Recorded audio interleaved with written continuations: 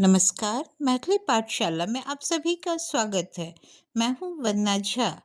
प्रणाम, मैथिली पाठशाला में अहाँ सब गोटेक स्वागत अछि। आज हम एक बार फिर से प्रतिदिन बोले जाने वाले छोटे-छोटे वाक्यों को बोलने का अभ्यास करेंगे। आइ हम सब फिर से प्रतिदिन बाजै वाला छोट-छोट वाक्य सबके बजबाक अभ्यास करबै।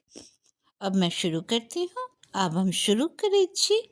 कुछ तो बोलो, किछ तो बाजू, बिल्कुल नहीं, एकदम नहीं, यहाँ आओ, इतो आओ, वहीं रुको, ओते रुकू, मुझे दिखाओ, हमरा दिखाओ, फिर कब, फिर कखन, या फिर कहिया, क्यों, किया, कहाँ पर, कतऽ, यहाँ पर है, इतो छे, कोई बात नहीं, कोनो बात नहीं, रहने दो, रह दियो, बस ऐसे ही, बस ओहिना, ठीक है, ठीक छे, अभी नहीं, एखन नहीं।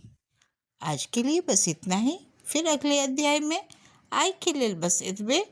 फिर अगला अध्याय में। धन्यवाद, प्रणाम।